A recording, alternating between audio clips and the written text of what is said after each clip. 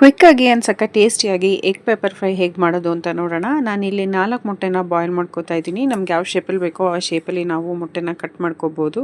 ನಾನಿಲ್ಲಿ ಒಂದು ಪ್ಯಾನ್ಗೆ 2 ಸ್ಪೂನ್ ಆಗೋಷ್ಟು ಎಣ್ಣೆ ಹಾಕೋತಾ ಇದ್ದೀನಿ. ಎಣ್ಣೆ ಎಲ್ಲ ಚೆನ್ನಾಗಿ ಕಾದ ನಂತರ ನಾನಿಲ್ಲಿ ಅರ್ಧ ಸ್ಪೂನ್ ಆಗೋಷ್ಟು ಸೋಂಪು ಹಾಕೋತಾ ಇದ್ದೀನಿ. ಸೋಂಪೆಲ್ಲ ಸಿಡಿದ ಮೇಲೆ 3ರಿಂದ 4 ಚಿಕ್ಕದಾದ ಈರುಳ್ಳಿನ ಕಟ್ ಮಾಡಿಕೊಂಡು ಹಾಕೋತಾ ಇದ್ದೀನಿ.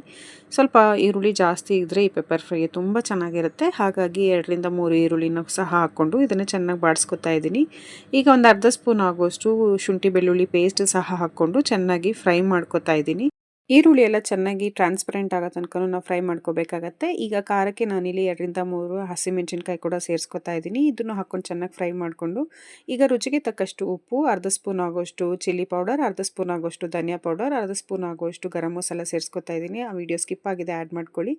ಈಗ ನಾನಿಲ್ಲಿ 1 ಸ್ಪೂನ್ ಆಗೋಷ್ಟು ಪೆಪ್ಪರ್ ಪೌಡರ್ ಕೂಡ ಹಾಕ್ಕೊಂಡು ಒಂದೇ 1 ಸ್ಪೂನ್ ಆಗೋಷ್ಟು ನೀರು ಹಾಕ್ಕೊಂಡು ಸ್ವಲ್ಪ ಬಾಡಿಸ್ಕೊತಾ ಇದ್ದೀನಿ. ಈಗ ನೀರು ಹಾಕ್ಕೊಂಡು 1 ನಿಮಿಷ ಚೆನ್ನಾಗಿ ಫ್ರೈ ಮಾಡಿಕೊಂಡು ನಾವೇನು ಬಾಯ್ಲ್ ಮಾಡಿದ್ದಂಥ ಎಗ್ನೆಲ್ಲ ಸೇರಿಸ್ಕೊಂಡು ಎರಡೂ ಕಡೆ ಫ್ಲಿಪ್ ಮಾಡಿಕೊಂಡು ಚೆನ್ನಾಗಿ ಫ್ರೈ ಮಾಡಿಕೊಂಡ್ರೆ ಸಖತ್ ಟೇಸ್ಟಿಯಾಗಿರೋ ಎಗ್ ಪೆಪ್ಪರ್ ಫ್ರೈ ರೆಡಿ ಆಗುತ್ತೆ. ಅದರ ಮೇಲೆ ನಾವು ಬಾಡಿಸಿದಂಥ ಈರುಳ್ಳಿನೆಲ್ಲ ಸ್ಪ್ರೆಡ್ ಮಾಡಿಕೊಂಡ್ರೆ ಇದು ಸಖತ್ ಟೇಸ್ಟಿಯಾಗಿರುತ್ತೆ. ಹೋಪ್ ಈ ವಿಡಿಯೋ ಇಷ್ಟ ಆಗಿದೆ ಅಂತ ಭಾವಿಸ್ತೀನಿ.